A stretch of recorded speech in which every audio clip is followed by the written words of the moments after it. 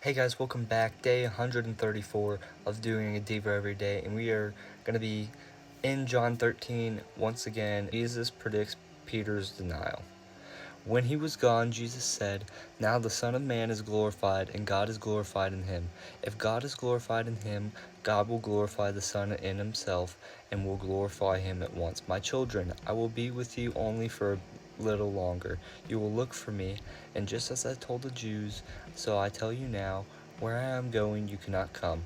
A new command I give you, love one another. As I have loved you, so you must love one another. By this everyone will know that you are my disciples if you love one another." Simon Peter asked him, "Lord, where are you going?" Jesus replied, "Where I am going you cannot follow now, but you will follow later." Peter asked, "Lord, why can't I follow you now? I will lay down my life for you." Then Jesus answered, "Will you really lay down your life for me? Very truly I tell you, before the rooster crows, you will disown me 3 times.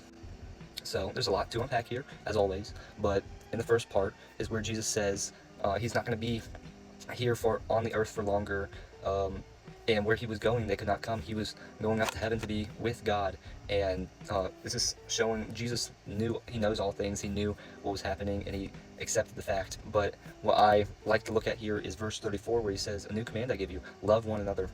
And that's the biggest thing as Christians. I don't think people think it is the I don't think people focus on it as much as you should, because they look at doing all these acts to get themselves to heaven, or checking the box of praying and worshiping.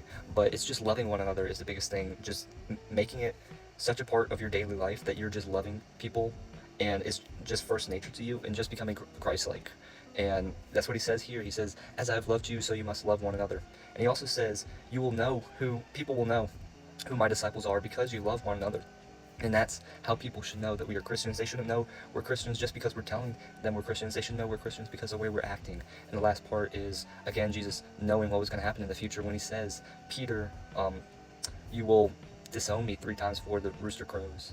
And this, if you go later down the line, is kind of a test of Peter's faith. All people aren't perfect, and Peter was a very good person, and he faltered in a moment where he shouldn't have, and it just shows the battle we have with faith.